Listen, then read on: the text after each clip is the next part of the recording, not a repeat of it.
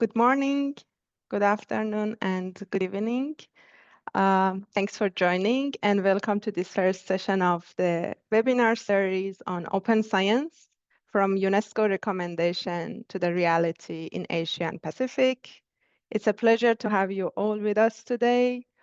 Before we start, I would like to just go over a few housekeeping notes.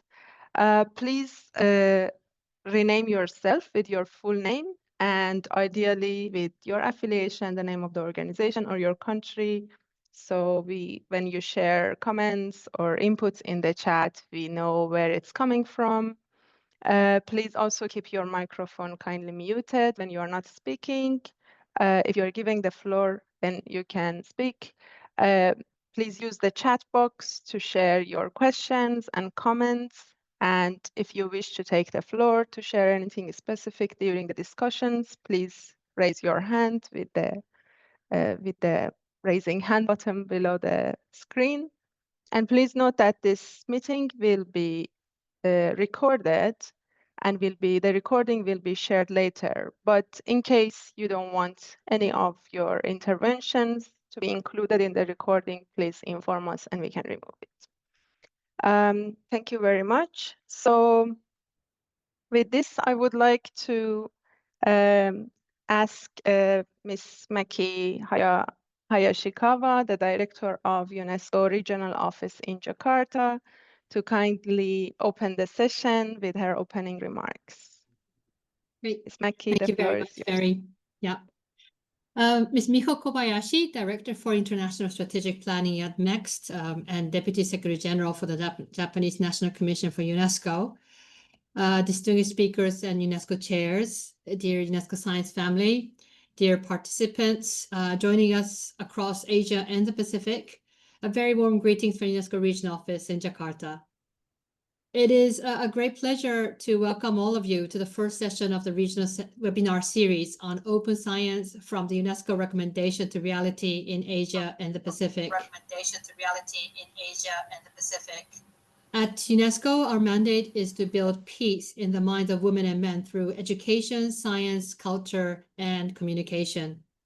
The founders of UNESCO in the aftermath of World War II recognized that peace cannot be built solely through political agreements. Science was therefore placed at the heart of UNESCO's mission as a channel for cooperation, not competition, and as a universal language based on evidence and shared knowledge. Science helps us to understand our world, bridge divides, and find common solutions to the challenges we face, from environmental ones to social ones. Today, in a world where science and technology are advancing faster than ever, we must ensure that this progress truly serves all humanity. And this is the spirit of open science.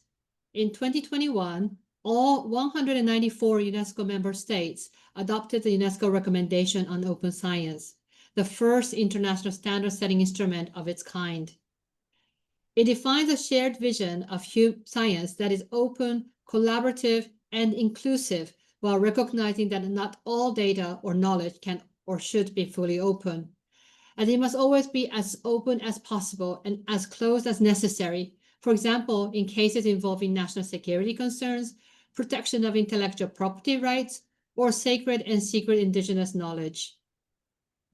Over the past 4 years, since the adoption of the recommendation, UNESCO has supported member states in translating this recommendation into action through discussions, policy guidelines, guidance, and the development of guidelines and checklists for different actors, shaping the UNESCO Open Science Toolkit. We've also conducted the first global monitoring of its implementation. 81 countries, including 15 from Asia and the Pacific, have reported on the measures they have taken to advance open science. This is an encouraging start, but it also highlights that many countries in our region have not yet been engaged in this process.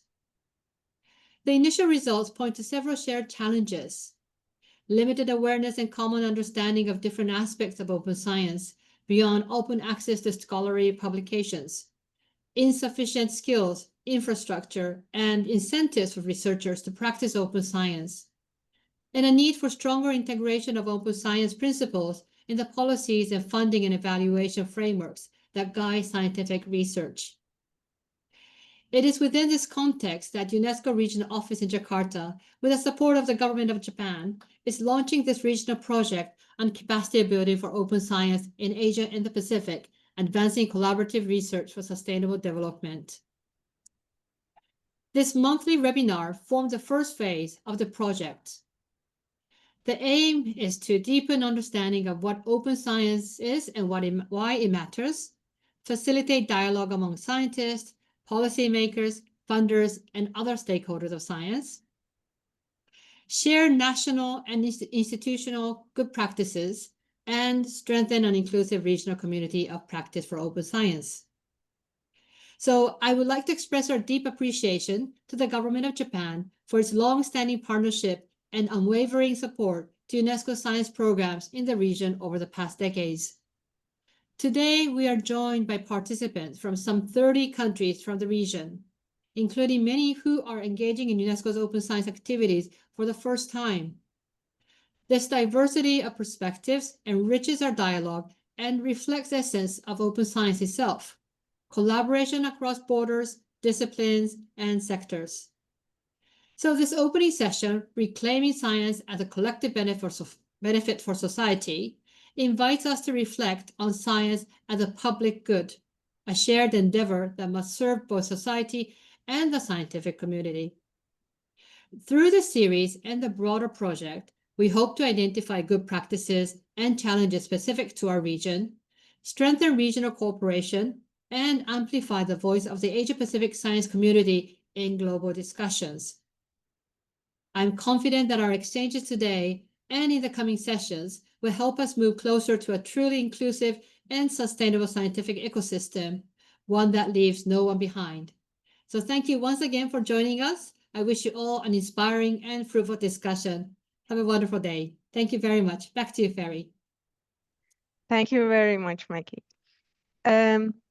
So with this, I would like also to give the floor to Ms. Miho Kobayashi, the Deputy Secretary General of Japanese National Commission for UNESCO and Director for International Strategic Planning of Ministry of Education, Culture, Sport, and Science and Technology of Japan, who is actually the founder and the donor of this whole project. Ms. Kobayashi, the floor is yours. Thank you. Good morning, everyone. On behalf of the Ministry of Education, Culture, Sports, Science, and Technology of Japan and Japanese National Commission for UNESCO, I am honored to deliver these opening remarks at the launch of this meaningful webinar series, Open Science, from the UNESCO Recommendation to Reality in Asia and the Pacific. First, I would like to express my sincere appreciation to Director Maki Hayashikawa and the UNESCO Jakarta office for organizing this series, to the invited speakers for sharing their insights, and to all participants for joining us today. As introduced by Director Hayashikawa, this webinar marks the beginning of a 3-year project supported by the government of Japan through the Japanese Funds in Trust.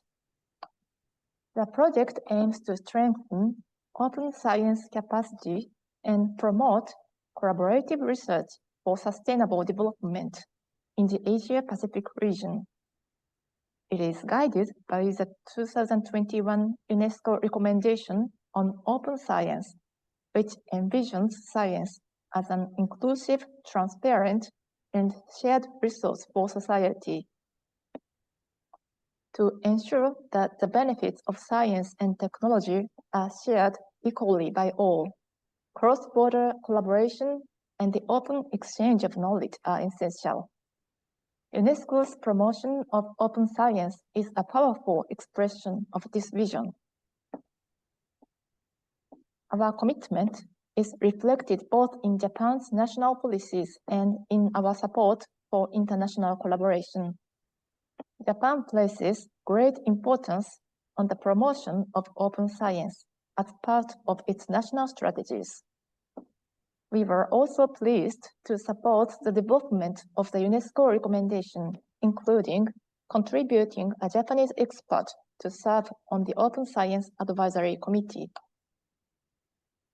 strengthening scientific capacity in the Asia and Pacific region not only helps address shared challenges, but also contributes to building a more sustainable and prosperous future. Japan sees great significance in supporting these efforts. Next month marks the 80th anniversary of the adoption of the UNESCO Constitution. Japan remains committed to deepening its collaboration with UNESCO and the Asia-Pacific region, and to actively contributing to a better future through science. We hope this seminar will deepen understanding of open science and foster meaningful dialogue and collaboration among diverse stakeholders. Thank you very much.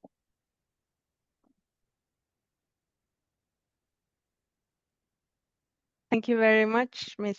Kobayashi, for your very interesting remarks. So before we go to the panel discussion, I would like to give a very brief overview of the project that we are talking. And today, this first session of the webinar is actually launching a bigger long-term project. This project is aiming at capacity open science in our region, Asia and Pacific, and advancing collaborative research for sustainable development. So as we mentioned, the UNESCO recommendation as the first standard-setting instrument for open science was adopted in 2021.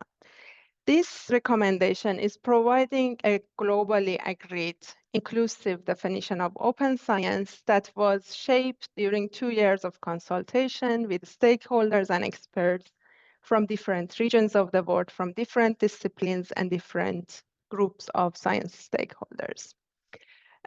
This definition is basically a combination of the practices that promote collaborating in science and sharing scientific information for the benefit of both society and the scientific community.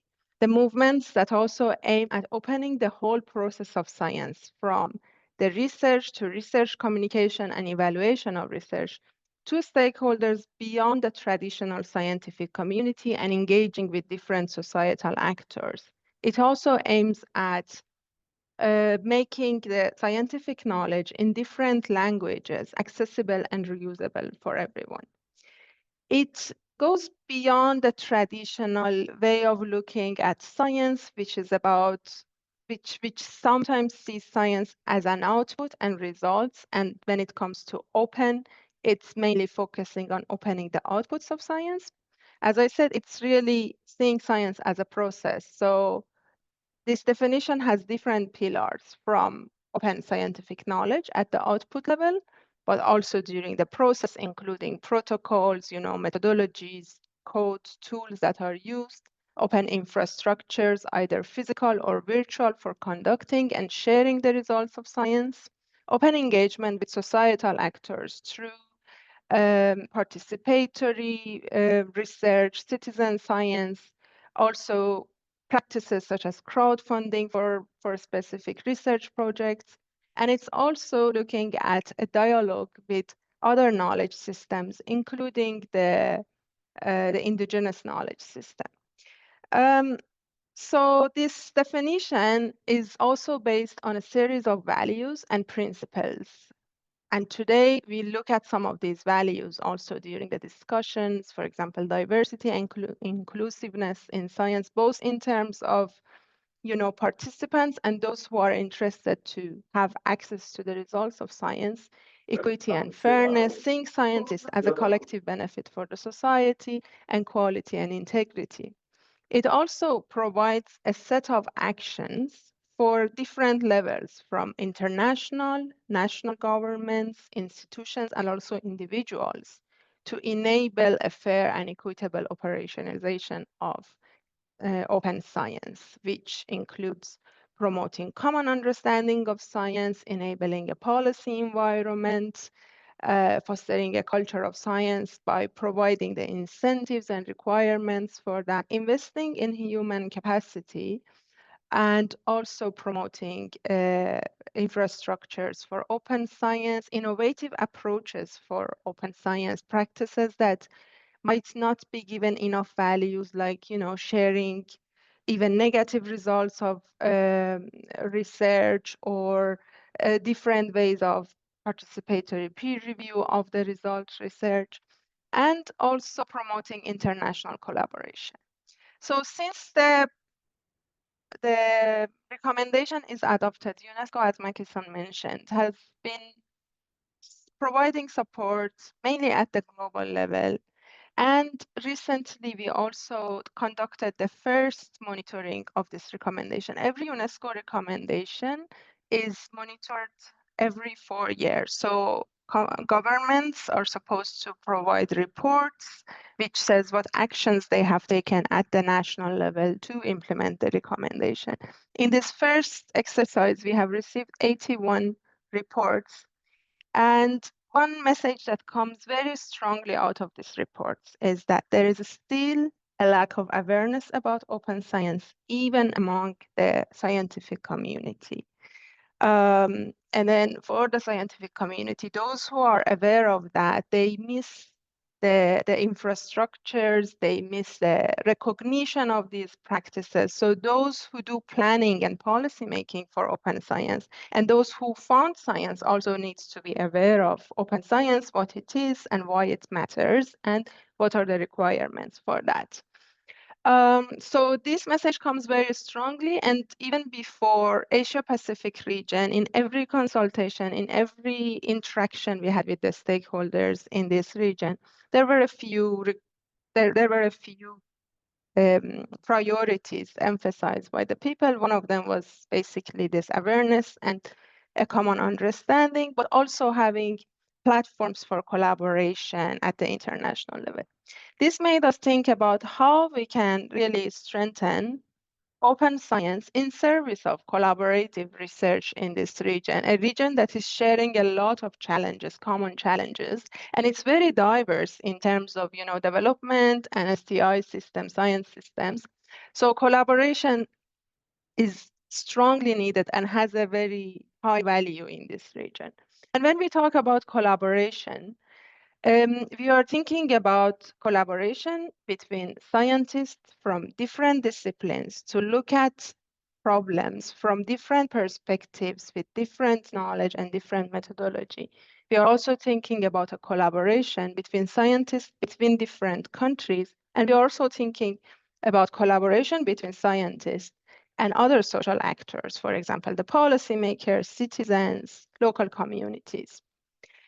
So to make this role, we are thinking that we need to work at 3 different levels. The first one, which is starting today, is awareness raising on open science, its potentials, its requirements for different stakeholders, and providing a platform for discussion and exchange between these different stakeholders.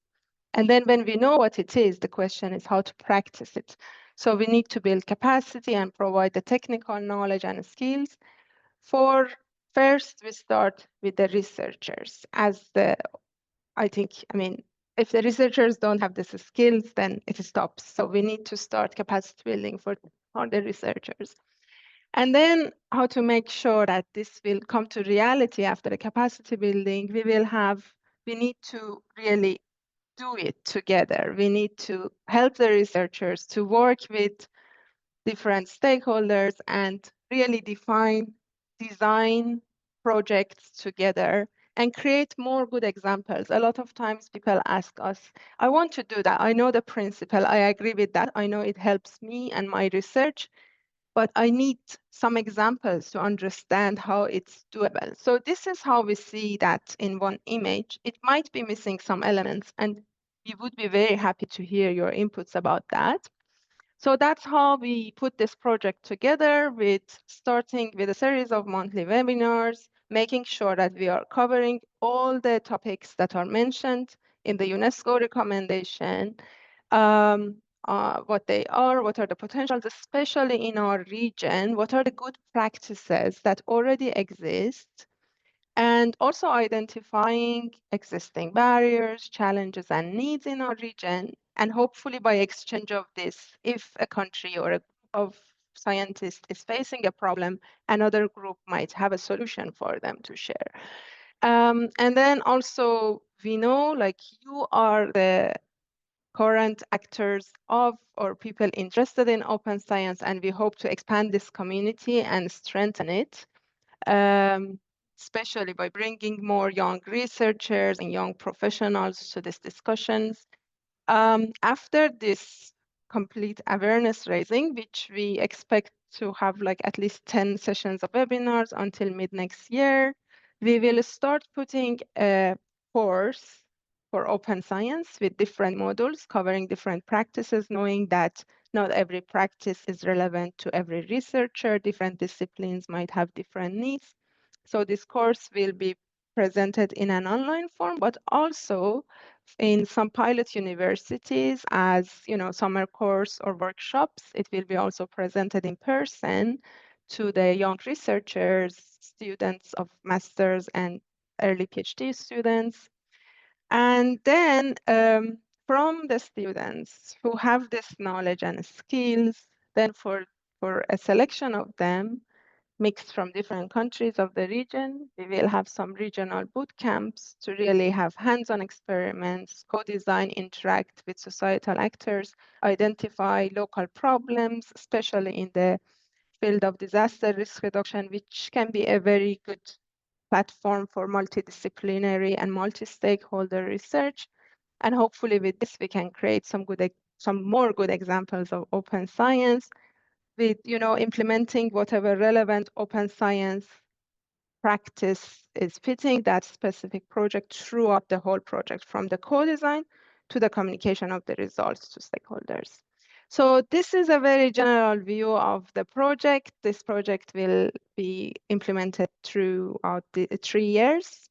We are very happy to launch it with you today. And I also want to mention that this project is actually a regional initiative under the International Decade of Sciences for Sustainable Development, which has started last year. And I also want to encourage all of you in your institutions, in your countries, to think about this decade. It has a lot of potentials. So please feel free to communicate with us or with UNESCO headquarters if you have ideas and initiatives for projects under this. With this, I would like to introduce our distinguished speakers today, Dr. Sujata Raman, who is the Director of Center for Public Awareness of Science in Australian National University, and she's also a UNESCO Chair in Science Communication for the Public Good. Dr. Ismael Rafols, who is a researcher at INGENIO, a joint research institute between the Research Council and the Polytechnic University of Valencia, and also a UNESCO Chair on Diversity and Inclusion in Global Science at Leiden University. And Dr. Leslie Chan, who is an Associate Professor at the Department of Global Development Studies and Director of Knowledge Equity Lab at the University of Toronto. We are very honored to have you with us. I have always enjoyed your insights and I have learned so much from you, and I'm really happy that we can have all of you on one panel today. So the first session of this webinar is titled Reclaiming Science as a Collective Benefit for Society. But this is not ignoring that the scientists are already serving the society by creating the knowledge. The discussion is more about how to make this more connected to the society and really like filling the gaps. So before we start the discussion, I also want to introduce you. Today we have participants, at least we have registered participants from 30 countries from our region and a few countries from other parts of the world. We are very happy to have you with us. We have participants from different groups, academics and researchers. We have a lot of policymakers and government officials with us. We have students and early career researchers. We have people from different international organizations. We have colleagues from industry and private sector, librarians, data managers, teachers, welcome to this discussion. We also ask you all what is your engagement with open science. Many of you are, some of you said that you don't know much about open science. Some of you are actively promoting and some of you are participating in open science. Some of you are aware of open science, but not yet involved in practices. So we are happy to have you with us. We are happy that the participation is so diverse, and we hope that this will continue and this will be a platform for sharing inputs and perspectives among you all. And with this, with this, I would like to invite our first speaker, Dr. Sujata Raman, to please tell us about your research specifically on, that the idea of science serving the society is actually the foundation, one of the foundations of UNESCO, as Maki-san mentioned. So from your perspective and from your research, what does it mean for science to truly serve the society, especially in the context of a rapidly developing and diverse region like Asia Pacific? Thank you. Thank you. Thank you so much, Farashte, and thank you to the UNESCO Jakarta office for your foresight and leadership in organizing this project and this webinar series. It's a privilege to be able to contribute. So to go back to the question, so I did prepare a few slides, so I might just share my screen to talk us through how we should think about this relationship between science and collective benefit, because that's very much at the foundation of the work that I'm doing in the UNESCO chair. Before I begin my remarks, I would like to acknowledge that I'm joining you from Australia, which is, of course, the traditional land of Aboriginal people. And in particular, I'm based on the unceded lands of the Ngunnawal and Ngambri people, and I'd like to pay my respects to their elders, past and present. So these issues to do with indigeneity, to do with societal engagement, as Farashte has already told us, they are very central to how we think about open science.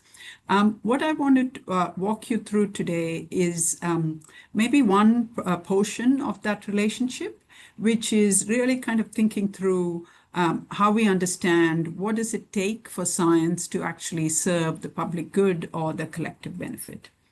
And we might sort of begin that inquiry by reflecting for a moment on why are we asking this question? Isn't it obvious that science is serving the public good, or it's intrinsic to science perhaps? So the first reason why we're asking that question is that, of course, it is one of the core values of the UNESCO Open Science recommendation that we've already heard about. So the idea that science is a global public good and that open science should therefore belong to humanity in common and benefit humanity as a whole. That is a very central part of the open science framework. But a question that I want to pose for us to think through and that inform my remarks is, how do we think about the relationship between different values that are in the framework? So some people, when we talk about global public good or any sense of public good, they get a little bit confused because they say, well, on the one hand, you're talking about diversity, you're talking about plural values and being inclusive and so forth. And on the other hand, you're telling me something about how we should be oriented towards humanity as a whole. So the concern often when people raise these kinds of questions in the discussions I've been having is that the very concept of the public good or the global public good or, collective benefit appears to sort of negate or downplay some of the divisions, some of the diversity amongst us. There's concerns that, it is inherently a hierarchical concept. It's something that invites us to think about the greater good as opposed to the needs of individuals or individual communities and so forth. So I often find these two things, the idea of something that's collective, that is for humanity as a whole, is often counterposed to the value of something that is more diverse, something that varies across different communities, different peoples, different cultures. And also, as we already heard, even within the scientific community, we have differences. So the epistemic pluralism of the scientific community as well. I hope it should be clear from the way I've put 2 question marks on my slide that my answer to this question, are these values of pluralism or diversity and collective benefit, are they opposed? I hope it's clear that, my answer would be no. But let me walk you through maybe a couple of ways in which we can reach that conclusion. So I want to talk briefly about some findings from a workshop that we did. Now, this is 3 years back, which was in collaboration with my colleagues here at the Center for the Public Awareness of Science. And this is a workshop, a roundtable that was bringing together researchers in Australia from a range of career stages. So it was particularly targeting people at the kind of early and mid-career researchers, but at the same time, we also had a number of conversations with very senior members of the scientific community. And one of the things I think that came out of this work, the survey that we did as well after the roundtable, I think offers some very instructive sort of findings or observations for how we think about this relationship, how we reconcile the pluralism that is, of course, very central to the open science endeavor with the aspiration for creating common benefit for all of humanity or collective benefit. The kinds of questions we asked in this roundtable, which was addressed to the topic of science for the public good. We asked these kinds of questions: what is the public good? How do people understand it? Who gets to define it? How is their particular area connected with the public good? What needs to happen in order for the public good to be delivered with science? So I'm just giving you a little bit of a flavor of the kinds of questions we explored through this 2-day roundtable symposium, as well as through the post-event survey. So I'll give you a couple of examples or highlights from our findings, just a little bit of a snapshot that says something towards this question. How do researchers make sense of science for public good? Now, obviously, I'm aware that, I'm not trying to make a claim for, this finding being representative. It was done in Australia, in a particular part of the country. We got, I think for the survey, we got something like 78 responses. So it's quite limited, but that doesn't mean it's not important. So I want to highlight the content, the substance of what came up in our discussions.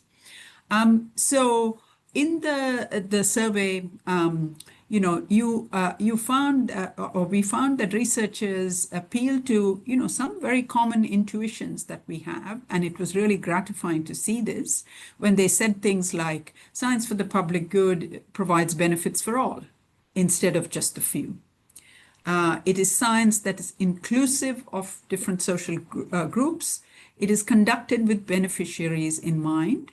And so, the research is meant to have that kind of broader societal impact.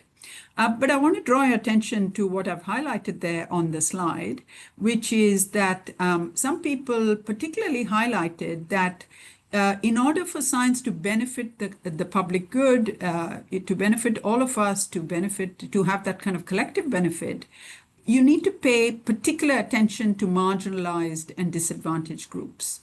And I think I really want to kind of underline that, because it points to an intuition that, yes, we can talk about the collective, we can talk about the greater good, we can talk about the public good, but this is not meant to get rid of the needs or the priorities or the agency of particular groups in societies that need more.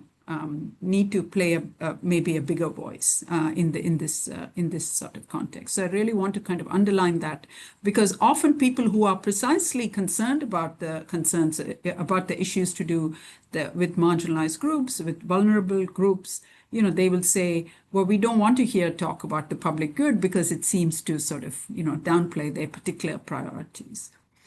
This sentiment is also captured in this kind of overview here that I've put on the slide. Science for public good should benefit the whole of society, the whole of the planet, while aiming to address the unequal distribution of both positive and negative impacts. So again, you see that reference to marginalization or inequality. They also highlighted things like we need more than commercial benefit alone. Now, I know that a number of our governments in the region, really backing science, backing innovation, backing investment in breakthrough technologies, new areas of science, and so forth. And part of the idea there is that this can contribute to economic growth and bring, large-scale benefits in that fashion. But what I think this work is highlighting is that at the end of the day, you still need to pay specific attention towards people who might be benefiting more, or people who need to benefit but aren't actually receiving those benefits. So that's one part of what I wanted to highlight. And maybe just briefly in the next part, let me just bring it back to open science and this question that we started with, which is, what kind of science do we actually need to fulfill this purpose? How does it actually link to these concerns about plurality that we've been talking about? And here I want to draw attention to two quite different ways of thinking about the relationship between science and public good, or science and the collective benefit. One is a view that is traditionally associated with economics, although I do find a number of us use that language. And it tends to emphasize, or it tends to locate the public good in science itself. And so essentially, it's sort of indifferent to what kind of science we're talking about. Is it science that has actually engaged with different societal groups? It sort of sees the public good as intrinsic to science. And these days, you see this in kind of, references to things like, we need to support AI. AI will provide us with a collective benefit and so forth. So something that's intrinsic to science or technology, that is an assumption.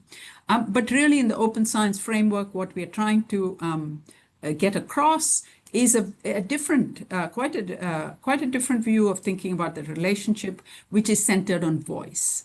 And so this is centered on the agency of publics.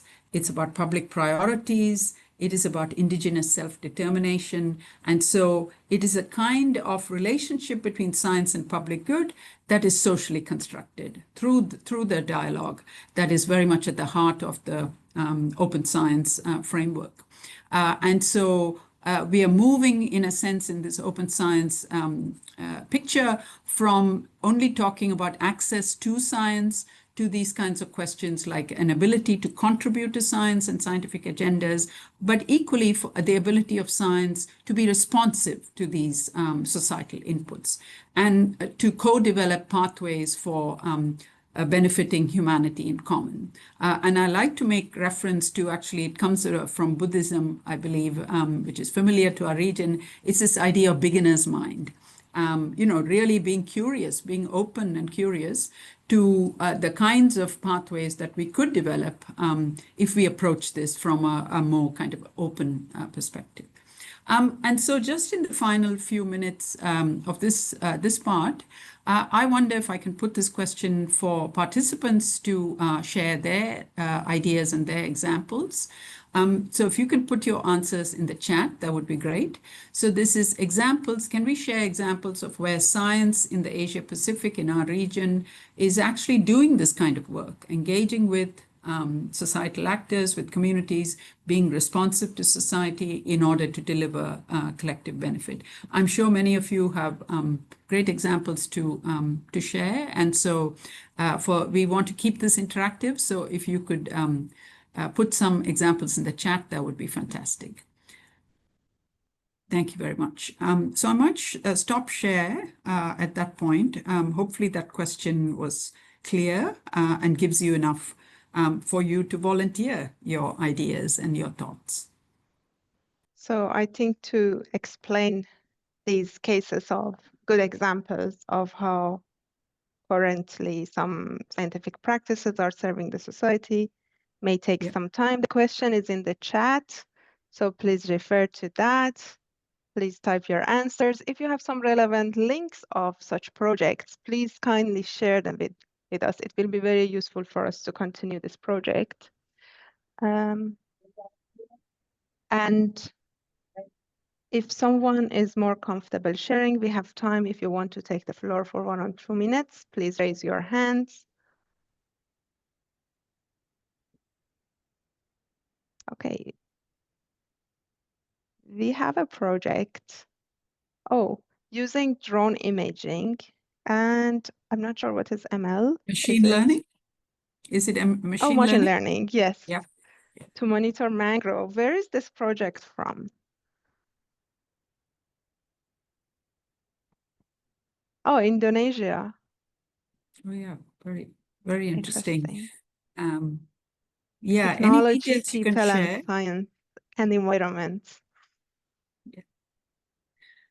Yeah, this actually brings to mind an example, another example from Australia that I know of. So this is again working with the indigenous communities and thinking about the ways in which they can drive, indigenous communities can drive their own ideas and approaches to using these technologies for what we call caring for country. So in other words, managing biodiversity, managing the land, and that sort of thing. So yeah, very interesting. Love to hear more. Love for you to share any details that you have. Thank you.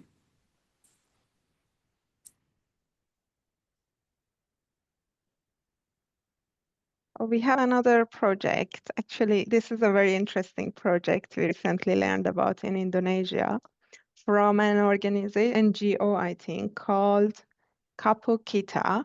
It's a citizen science platform for urban butterfly monitoring in Indonesia. People can look at the data on the webpage that is shared here.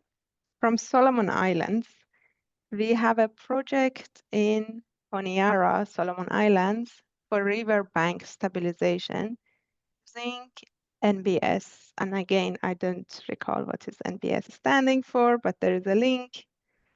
There is, so regarding the project in Indonesia, Aceh, Banda Aceh, related to the, this is interesting because the mangrove forest that they are monitoring was destroyed by the tsunami, I suppose, in 24. And so they are looking at how it's reviving.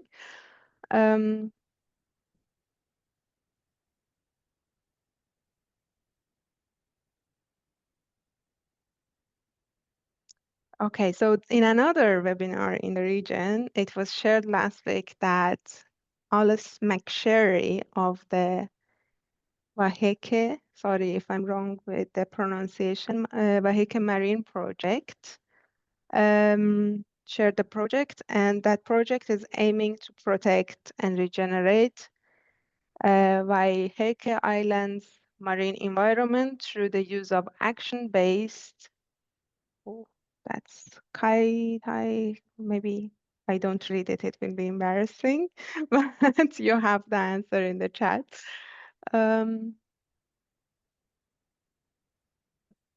Yes, nature-based solutions. Sorry, I'm very bad with abbreviations. Okay, excellent. The range of projects, examples is fantastic. Yeah, I can see there's one on energy and pyrolysis, converting, into waste generator, converting waste for energy generation. Yeah. There is one on STEM, filling the gaps on STEM articles, which I think is very important because it's really building the foundations of a future science community and the city and the society that is scientifically literate. Mhm.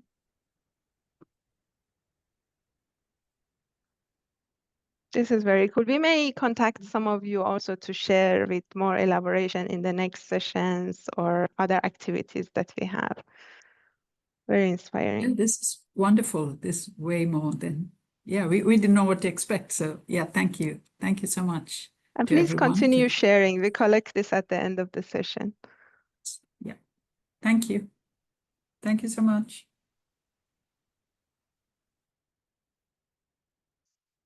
So Sujata, you explained it very well, what it means for science to serve the society. And you explained very well that we need to have the people, all of the people in mind.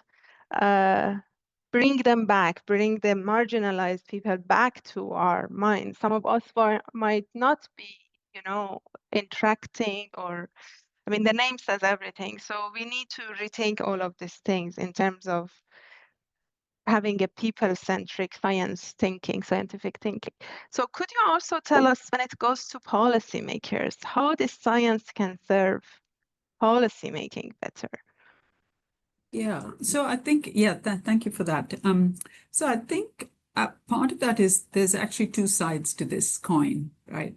So one of the interesting developments, I think, particularly in the sustainable development sciences that's emerging now, is an awareness that if we are to get anywhere near our sustainable development objectives, we need to be thinking, we need to be working, if you like, with marginalized communities, but we also need to be acting at that level where people, high consumption forms of living and affluence and so forth. So we really need to take this idea of greater equality seriously, and use that to inform the kind of science that we think is needed to achieve these goals. Right now, you could say, well, we are never going to really achieve them, but we are trying to get as close as we can. We are trying to do better. We are trying to kind of work in the spirit of improving what we do. So I think some of this may be a little bit unpopular. I think for a lot of governments, I'm sure it's not, it's not unusual to say, okay, yes, we need to, address the needs of the marginalized. Hopefully that should be on the agenda for a lot of policymakers. That should not be news to them. But I think there's a twin track here. And I think some of that means also paying attention to what are the kind of forms of living that maybe need to be curtailed before we destroy the planet, if I can put it very mildly. And there's some examples that I can put the links in the chat later on. There's some examples that I have on how scientists actually starting to speak about these things. They're talking about how, planetary stability, climate action, all of these things are not going to be possible without, Earth system justice and without greater attention to kind of equity. So I think it's really keeping that at the forefront is going to be really important. And I'm happy to share some examples of where scientists are trying to influence the policymakers with these kinds of arguments that's informed by their research. Could you share one example of the topic? Oh, I can, maybe the easier thing. So sorry, I thought we were running out of time, so I didn't want to share that. So I love this diagram. So I might, not this one, the next one, sorry. This was my last slide. So these are just pulling together a few examples of where in the scientific literature, journals like Nature, you see on the right there, on the right of my screen, scientists warning on affluence. This is, published in the kind of sustainability sciences world. I love this image, which basically, so that's the image on the left, the visual, which basically tries to represent the biophysical changes that we are all, a part of at the moment, that we are in the midst of, actually seeing the root of that in inequalities. Normally, and the way they do it is they have the standard representation, the scientific representation, which would be putting the biosphere in the middle and then putting inequality, if you like, as is the kind of next step. And what these scientists are trying to do is actually to say, well, if we put inequality in the middle, what does that tell you? Of why the climate is changing in these ways and what we can do about it. And the one at the bottom, the example there is just about some scientists in India who have done an equity assessment of our mitigation pathways in the IPCC work, and really kind of calling attention to the fact that some of these mitigation pathways maybe need to take the goal of greater global equality more seriously. Some of the 2050 pathways, assuming a world in which that will be as unequal as the world we are living in today. And this is, in the scientific research. So some of these scientists from India are kind of calling attention to those kinds of, value-based judgments that are implicit in the models, and saying, no, we need to do better. We do need to imagine that 2050 world will be more equal, and then figure out how we get there. Thank you so much. Very interesting. Thank you. Thank you very much. Thanks. So please, if you have further questions about what Sujata shared with us, feel free to share it with us, with her in the chat. The interaction will follow. With this, I would like to invite Dr. Ismael Rafols to tell us more about his work. Especially you, Ismael, are holding a UNESCO chair for diversity and inclusion in global science.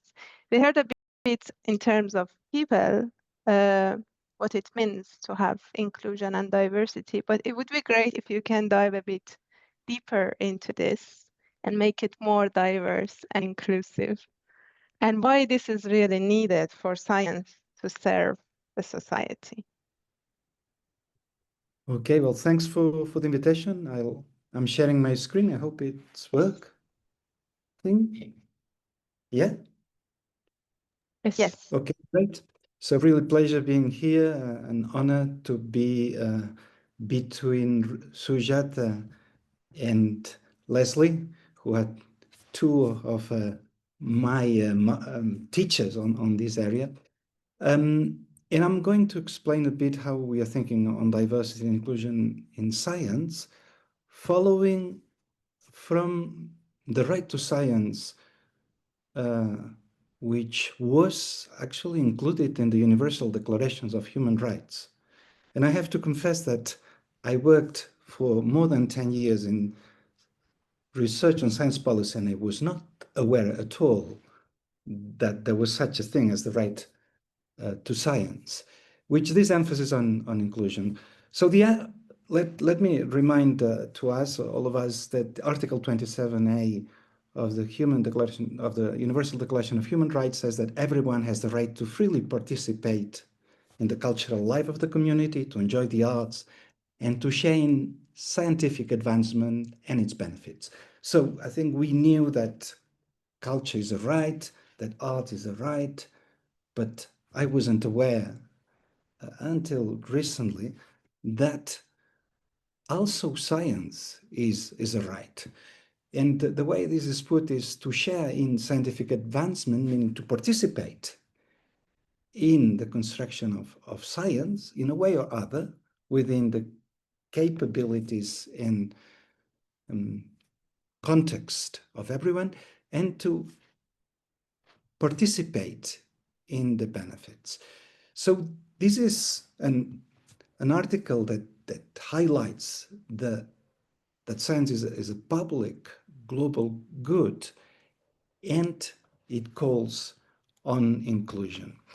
And this has two dimensions. The first dimension, the one which is about participation, is to say that whoever you are, wherever you are, since science is human activity, social activity, there should be a way for you, for everybody, to take part in the making of science. So this is about representation. And representation is, on the one hand, that we should have scientists with a variety of origins, a variety of social preferences, sexual preferences, a variety of ethnic origins, a variety of languages, so that within science there is these different perspectives of what human interests are, but also that laymen and laywomen can also have their say on what type of science should be done and to bring in their own expertise. And this is the representation and participation side, but this goes together with the epistemic diversity, which is that, well, there are many different types of issues of interest in our world, and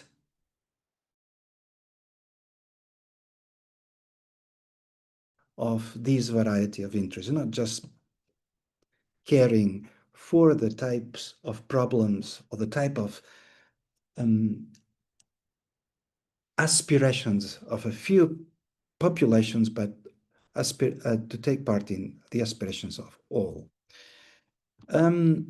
Now, going back to the figure that we've now seen maybe 3 times already of open science, we see here that there are 2 pillars.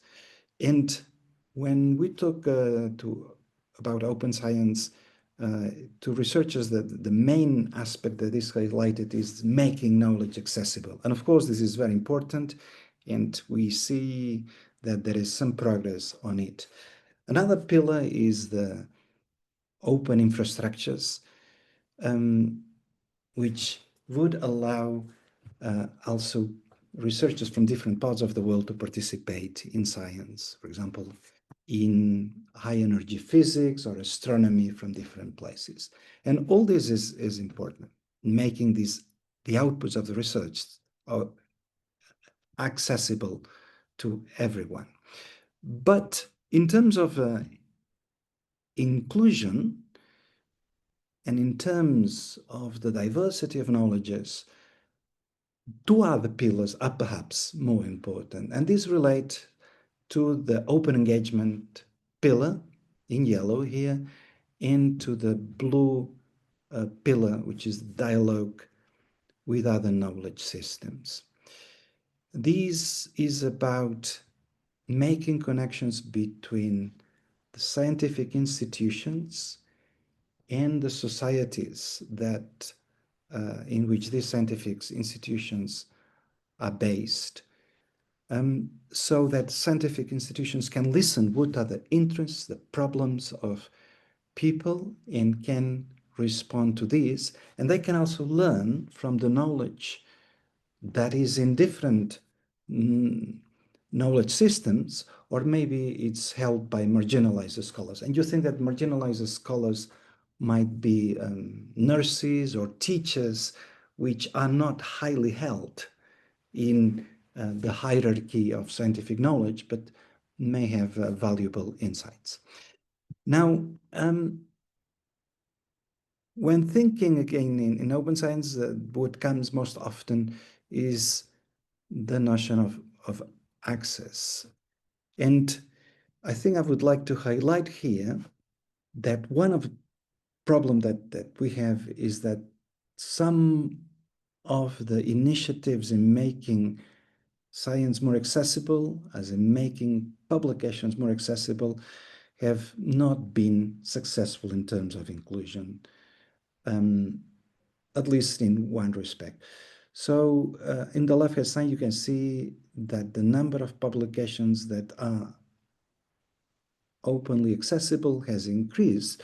But when we look at the details in the figure on the right, you see that this is happening in terms of gold, so-called gold, which means pay to publish, and hybrid, which is a subscription but paying to publish.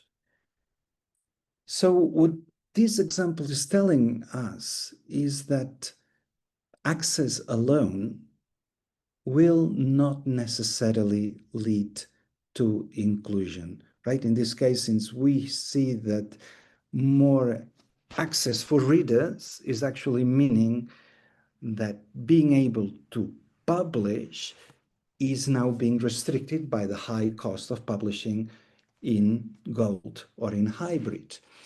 And therefore, we have to rethink a little bit what we mean by open science. And the idea is that we should actually think not just on the access, but what are the consequences of the open science initiatives in terms of epistemic diversity and inclusion. An example that in terms of epistemic diversity, we have problems. A well-known example is that there is different amount of research efforts for different diseases. Here you see on the left-hand side in blue, the disease burden in the left for cancer and on the right-hand side for cardiovascular diseases. You see these for different income groups across the world. So you see that for high income, there is relatively similar amount of disease burden for cancer as there is the percentage of publications, right? Like there's about 20% of disease burden in blue for high-income countries in terms of whereas in terms of publications, we have around 25%. But when we go to middle-income countries, we see that, well, there is only 10% of disease burden. Middle-income countries are putting 30% of their effort in research for diseases into cancer diseases. But when we go, as it's well known, to diseases that happen more in low-income countries, such as malaria, dengue, there is much less disease, as is well known. And these, we know that it's related to the fact that research is mainly responding to market incentives rather than leading to needs. So here we have an example of lack of epistemic diversity, which is not listening to societal needs. And this is happening even for some diseases that occur a lot in high-income countries. So cardiovascular diseases have a high burden in the north, 20% in the global north, 20% of disease burden, with only 10% of publications going to cardiovascular diseases. But when we go to India, which is what this particular study is focusing, you have 15% and only 15% of disease burden, only 5% of publications. Another example that science is not so open in the sense of listening to the needs would be when there is research for a certain topic, but it's not necessarily the research that it's more useful for people who are suffering the problem. And this is a bit of a silly example. I used to work at the University of Sussex in the UK, and there was an institute that was doing research on podoconiosis, which is a swelling of the feet that is caused when people walk barefoot on irritant soils which have irritant minerals in volcanic areas in Cameroon and Ethiopia. And these were people that were experts in genetics. So they were doing analysis of genetic predisposition, and they gathered a sophisticated team with geologists, and they came up with geostatistical mapping. And all this was very interesting, but it was a type of research that was not actually thinking about how their knowledge would be able to solve the problem of the. Because if the problem is that people are walking barefoot, maybe an easier solution would be to think in ways of providing allowing the community to make or helping the community in making shoes. So thinking about access to shoes would be more important than thinking about the genetic predispositions. So not necessarily the best scientifically excellent science is that which is listening to people's needs. And this is why there have been these efforts in recent years by people like Sabina Leonelli and also by people like Leslie Chan, shifting the focus on open science as outputs to thinking on the contextualization of open science, thinking, well, open science is the type of knowledge that would be truthful to this aspiration of science as a right, of type of knowledge where people can participate and that is benefiting everybody. And this is achieved more through these two other pillars, through the acknowledgement, through the engagement that helps scientists to listen to the community and address their needs, and through the open dialogue.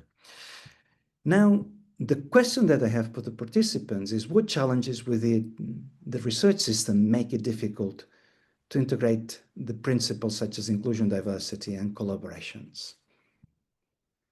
And we would go to the same dynamics as before. If people want to tell us, either in the writing or in participating, what would be these For this challenges? question, we can actually show the answers all together on the screen if people use the Mentimeter slides. So my colleague will share a slide now, and you can scan a QR code and put your answers there. I think it will give us a more holistic image if we see all the answers together on the screen. So please feel free to scan the code. There will be also a link in the chat. And share the challenges you have faced in terms of, integrating inclusion and diversity and collaboration.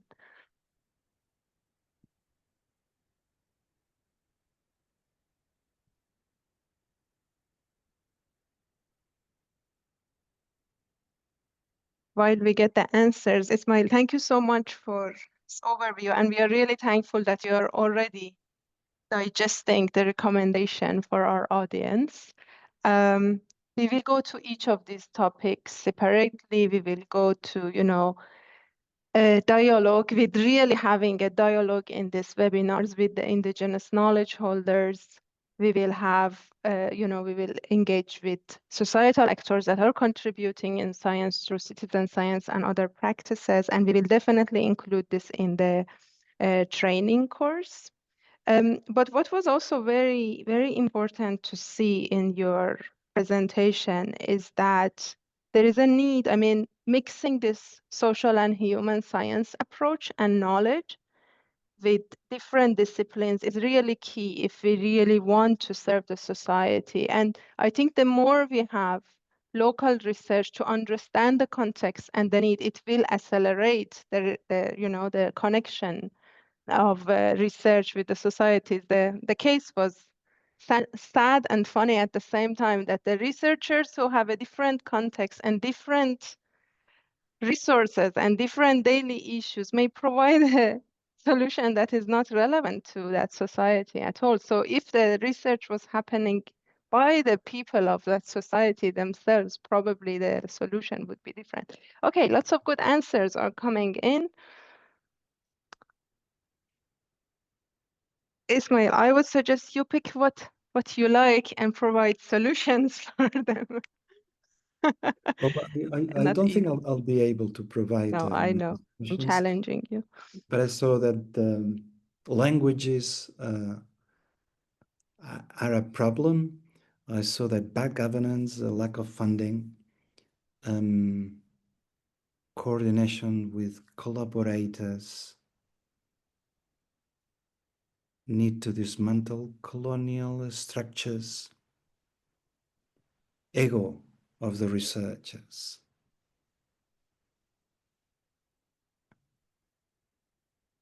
And more policy, which we should also look at it, policies, infrastructures, capacities needed. We will also come to these topics later, learning from the countries who have addressed this to some extent in policies and what they have learned from that.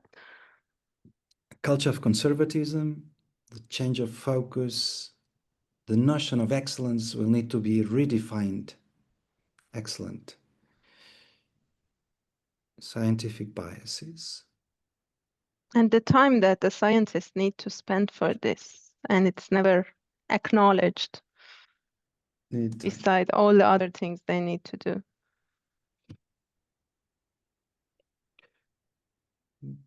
Good.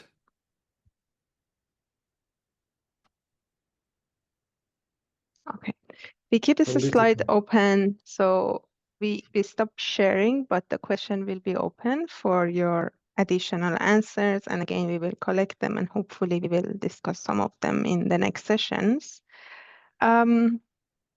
So you saw some of these problems, Ismael, and some of them are systematic.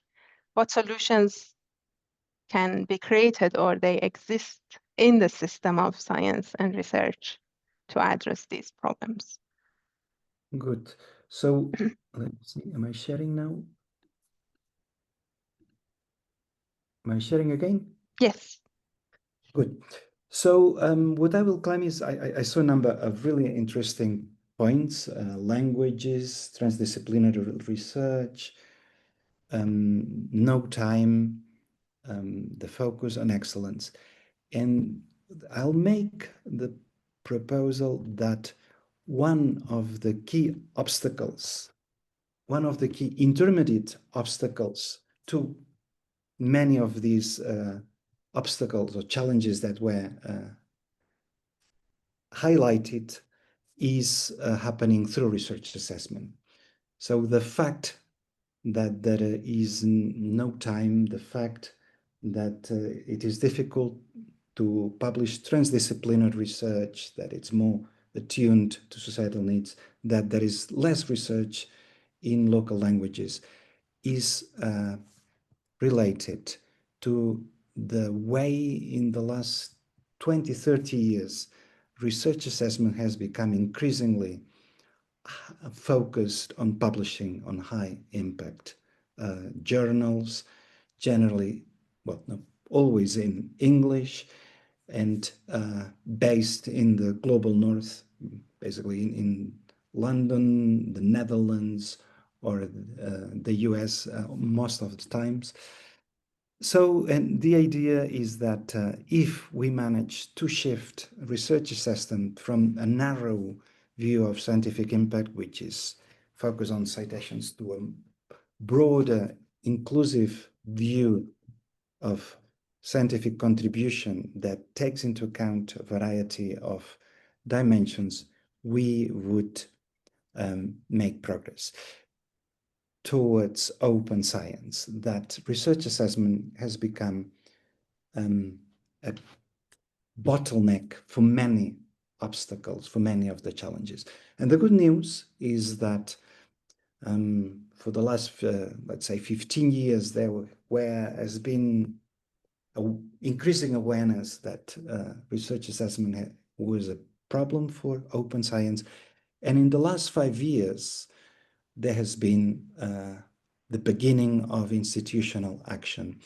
So Latin America was the first mover. We know that Latin America is one of the pioneering continents in terms of open science, open access publishing.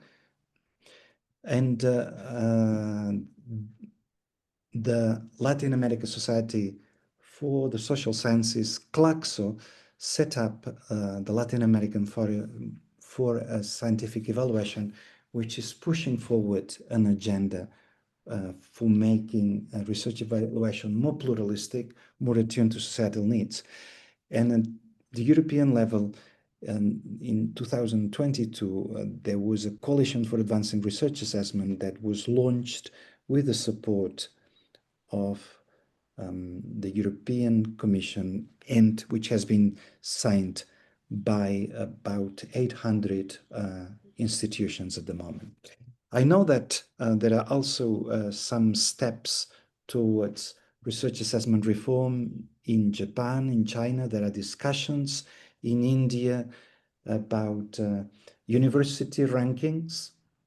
Actually, in the case of the Coalition for Advancing Research Assessment, one of the 4 key commitments is that university rankings should not be used in research assessment.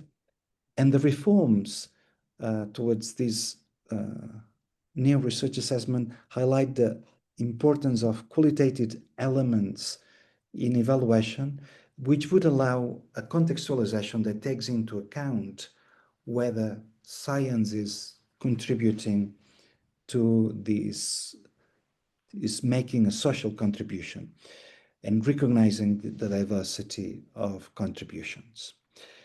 And with this, I would finish my presentation here. Thank you. Thank you very much, Ismael. It would be very interesting from our audiences, those who are involved in, planning evaluation for science, to see what practices on reforming evaluation system exist, either at the institutional or national level. So we can also form a session on sharing these practices for our region, and if there are some platforms at the, multinational platforms for such work. So I just also want to, something that is really bothering me now is that we have colleagues from some of the small islands who registered, and now they informed us they cannot connect to the webinar because there is electricity cut. We will have the recording, but this is also something to keep in mind while we're talking about fancy science. In some parts of this world, the very basic infrastructures to access information is not still in place. With this, I would like to come to Dr. Leslie Chun, who is with us. And it's very late for you, Leslie. Thank you for joining us from the other side of the planet. It's very nice to connect through this platform. We would like to hear from you based on, following up, building up what we heard until now. What are the systematic inequalities and inequities in the knowledge production system that will decide who is participating in knowledge production, whose knowledge is counting in, and who benefits from it? If you could explain this a bit more to us to understand the systematic problems better. Thank you, Frishta, for having me. Can I clarify with you about the timing? Because my understanding is supposed to finish at 12. Yes, I'm really sorry. Here I didn't do well. We have 11 minutes, but I think no one minds to stay a few minutes longer to listen to your intervention. So we have, let's go with 15 minutes, and we will go 4 minutes beyond the planned time. Okay, so I will quickly share with you some of my thoughts about what I understand equity to mean in open science and why it matters. My colleague Ismael and Sujata already mentioned many of the dimensions of open science and some of the emerging understanding of how equity should be and inclusion should be thought about. And Ismael mentioned that access doesn't guarantee inclusion or equity. And so I want to build on that particular theme. To me, equity in open science is a structural issue. I think we have a tendency to think of equity, diversity, inclusion are characteristic that you can address one at a time. But to me, these are really packaged issues that one affects the other. So equity in science is about thinking about the structures and values and the power relationships that shape who produces knowledge, whose knowledge counts, as Ismael also mentioned about research evaluation, and who benefits from scientific system. And the theme here is about science for the public good, but I would argue that right now science is largely in the hands of the private sectors. And that because so much of the production of science is controlled by the private interests for their private gains, we have a tough battle in terms of reclaiming science for the public good. So we have to acknowledge that right now the system of governance through evaluation are owned by the private sectors. And in effect, our public money and our public institutions are operating under their rules because these metrics, these rankings, these different indicators are constructed by them, not by us. And so that's why research assessment reform is so important.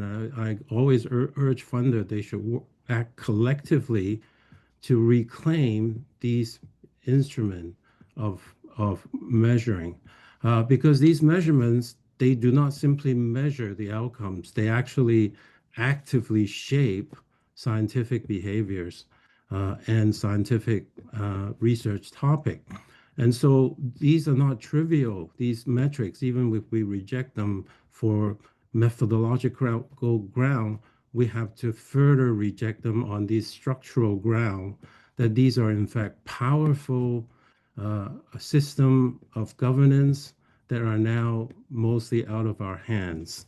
And so equity in open science is about challenging these particular type of justice in the very system of global knowledge production.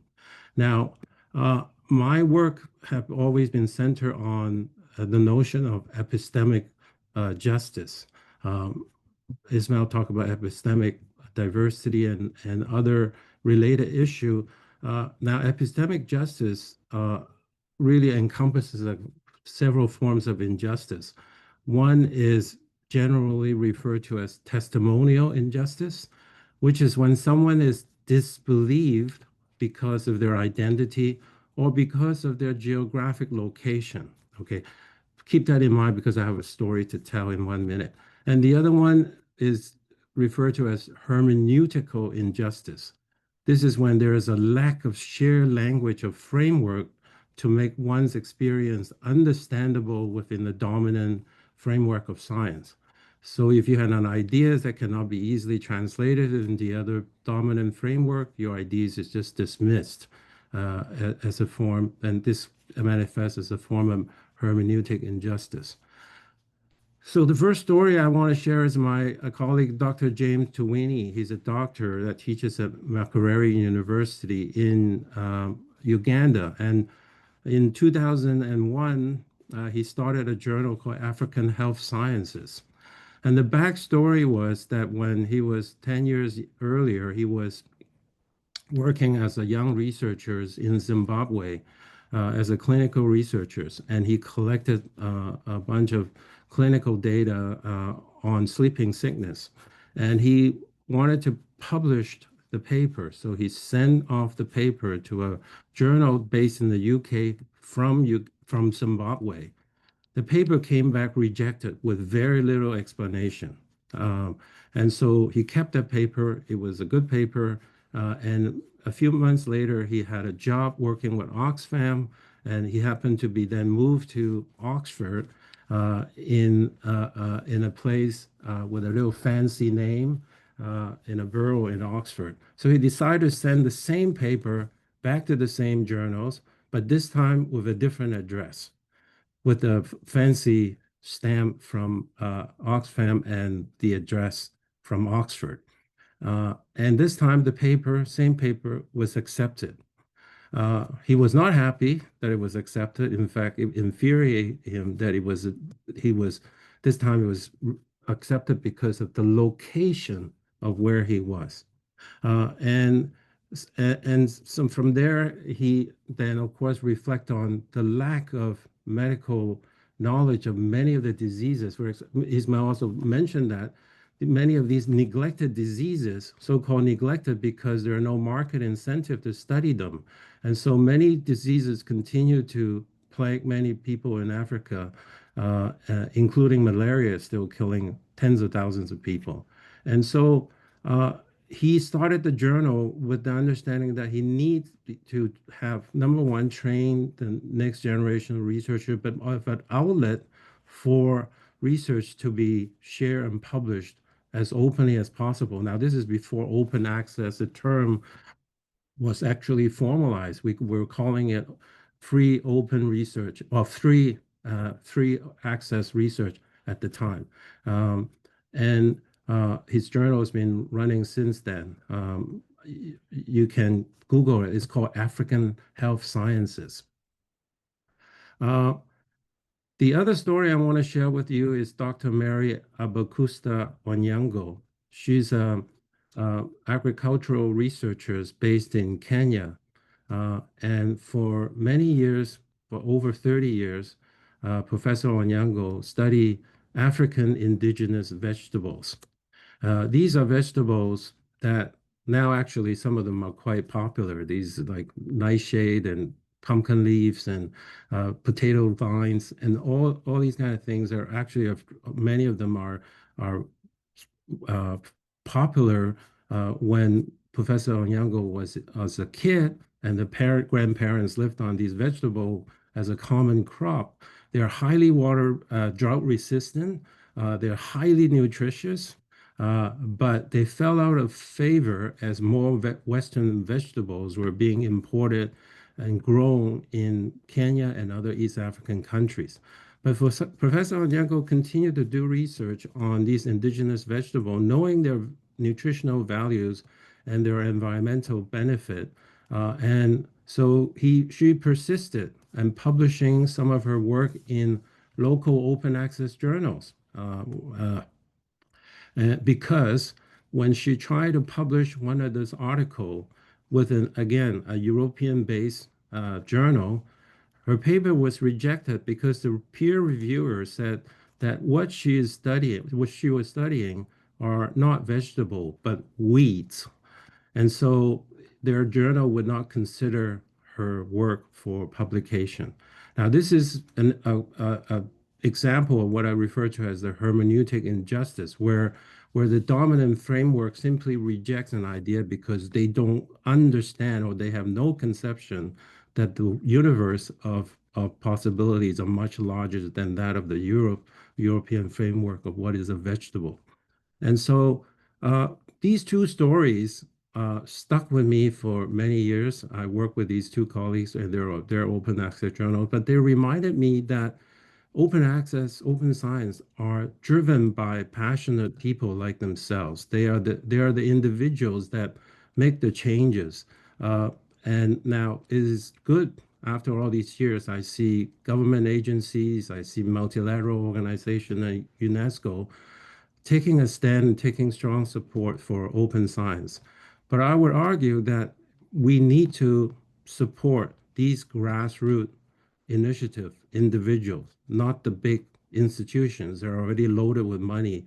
And in fact, open science have become much more beneficial to these well-resourced institutions because they can pay for publishing, they can pay for data analysis to take advantage of open data and so forth. So open science, when we do not consider for these inequitable foundation because of colonial infrastructure and colonial prejudice, will continue to benefit the already powerful, which is counter to what open science is supposed to achieve. So this is why I think understanding these dimensions of power and structures and how they came to be and how these different governing regimes through metrics and so forth are so important to challenge, because these are historically constructed, consolidated packages that continue to govern how we value knowledge, and disvalue other kind of knowledge. So equities, diversity in open science is about opening up to these diverse system of understanding and knowing the world, as one of the pillars referred to. But of course, many of us also increasingly understand, and I live in Toronto now for the last 40 years. I came from Hong Kong originally, and it's only in the last 10, 12 years or so that I began to understand the very dark history of Canada and the erasure of Indigenous people on this land and the erasure of their knowledge and their heritage and their culture, which has been rich over the thousands of years they've been in this place called Canada, North America, or their homeland called the Turtle Island. And I've been very fortunate to be able to work in the University of Toronto, which of course sits on the Indigenous land of many different tribal nations that have stewarded this land over the generations. So I came to an understanding that if we want to be really truly understand how to solve a lot of these problems that we face, this existential problem of climate change and inequalities that are deepening everywhere, and of course, very bad technology like AI, we have to learn from our indigenous elders and knowledge keepers to understand that not only do we need to have full openness, but we also have to have understanding of our relationship with our knowledge, where it comes from, how we steward them with care. And some of you might have heard of the CARE principle for data governance. And CARE stands for